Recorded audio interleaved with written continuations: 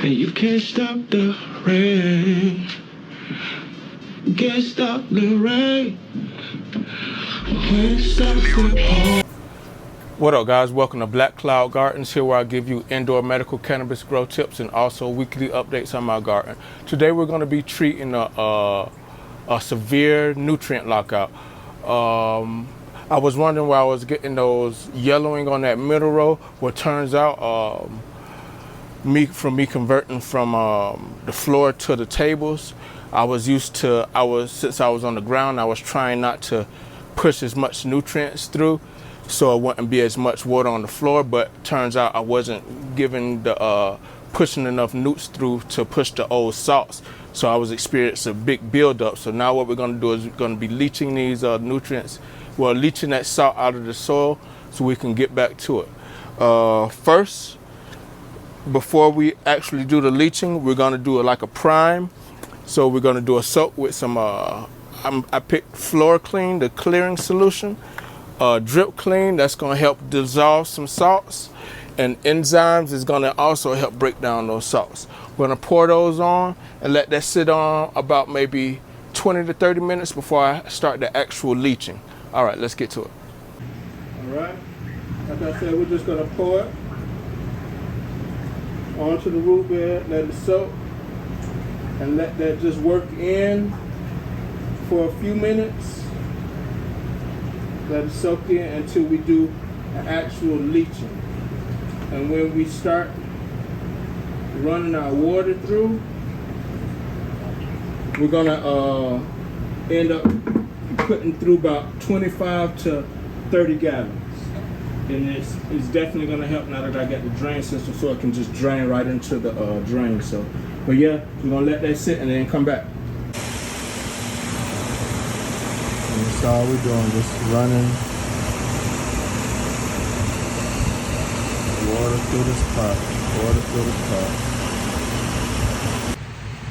All right, now that I have about 19 gallons put through the pot, I'm gonna get me something to plug my drain away.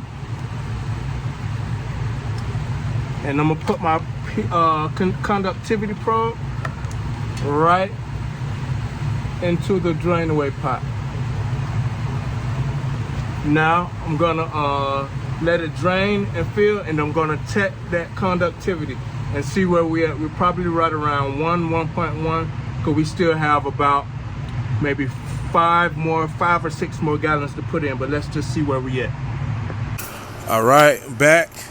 We have our water coming up and look like we're right about 0.9. That's pretty good. We want to drop it a little bit more. We're going to double check it with the trenching. So we're about 0.8. So yeah, we're pretty good level. We want to be right around where we want to be. So going to drain this out and put maybe 2 to 4 more gallons through the pot, and then I'll show you what we're going to be doing for the last top up. We're going to give it a little bit of meds and like a care package for all those weeks it was going through that little drought. So all right, here we go. Okay, my mic had got wet and the audio is kind of muffled here, but basically I'm just talking about the last 3 gallons of water that you're putting into the plant. How I was thinking that you could have just left it with only water in the root zone, but after those few weeks of lockout, I thought it would be beneficial to leave it with some microbes and some something to basically get the root zone ready for input. So I'm just gonna go over a few of the things that I put for the last 3 gallons. Here's Regalia. That's a biological fungicide that's gonna go in and help with the green up. We have the enzymes that's just gonna continue to help with the salt breakdown in the root zone. Microbial mass that's just gonna help re-inoculate the root zone and help it uptake a little better. And Cytoplus has a lot of humic acids and a lot of different vitamins and minerals that the plant's gonna need that we just actually stripped out of the root zone. So we're just actually just giving it a little. It's not actually food. It's no plant food or whatever to say, but it's just a lot of vitamins and nutrients and stuff to help the plant get back ready for uptake after being sick for who knows how many weeks and just having to starve itself because it couldn't access the nutrients that it needed because there was just so much salt built up in that root zone. So yeah, I'm pretty much sure that's all I was saying, but yeah. And I think next I'm gonna show the actual EC or ppm of the nutrients that the stuff that I'm putting in. So yeah, I'm racing against the lights. So yeah, so as you can see, the EC is only 0.5, and anything under 0.8 EC is still considered a flush. So in reality, we're still actually flushing the plant, but this time we're getting some beneficials, so to speak, in there. And as you can see, here's the EC range chart showing you that it's still in that flush zone. And so total water or fluid ran through 6 15-gallon pots is about 170. Well, minus 12, that would be about 162, between 160 and 170. So yeah. All right, guys, and that's gonna do it for this video on a nutrient lockout flush.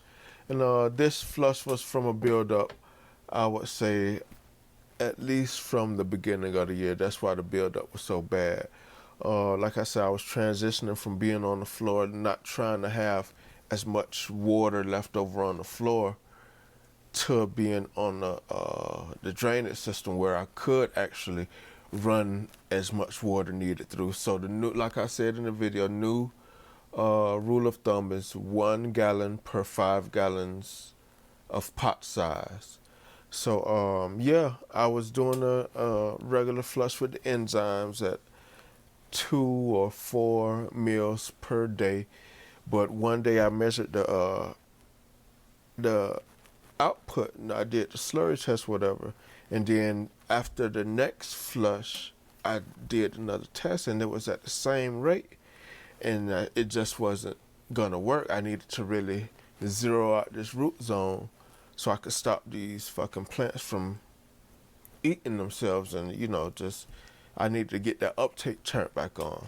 So I went back to researching and I stumbled across this guy's video called Grass in Class on YouTube. He has it's entitled How to Flush Your Weed in Minutes, Made Easy. He did it on a much smaller scale, but I got the initial idea from him, just tweaked it a little bit and made it for a higher input and faster time.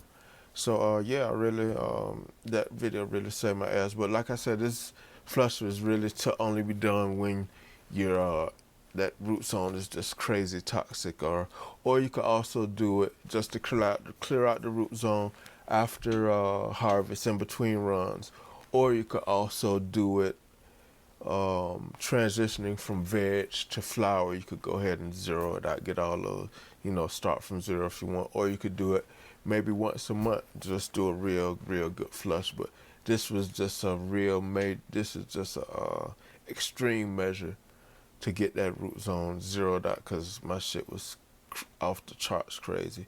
I took a read and I was like, man, this shit can't be right. So I had to go to work on that root zone immediately so I could You can turn that uptake back on. But yeah, shouts out to Grass in class, man. That video really sparked the fucking idea, man. So thank you for that. But yeah, any questions pertaining to my grow or your grow, go ahead and drop them in the comments. And I hope this video helps someone out that's going through that problem. Like I said, this came from I've been going through this for fucking at least a year or two. Just getting that early onset yellowing, like around week 4 or 5. And I was dissecting my system from the fucking drippers to the lines to the manifold, and I kept getting the same thing, and it never occurred to me. I just wasn't putting enough input through the soil to push the old input out, push the old salts out. So new rule of thumb, 1 gallon per 5 gallons of pot size to push that old salts out. All right, y'all. Hope this video helps. All right, take it easy. Yep. People only fail because they get caught up into what winning was. You're supposed to fail at some point in time. You're supposed to get knocked down a couple times. You're supposed to lose. That's how you learn. Perfection is only a word because imperfection was discovered. You can't be perfect without knowing what imperfect is. You have to experience imperfection at some point to go, now I'm perfect. And that's what people don't realize. Hey, you can't stop the rain. Can't stop the rain.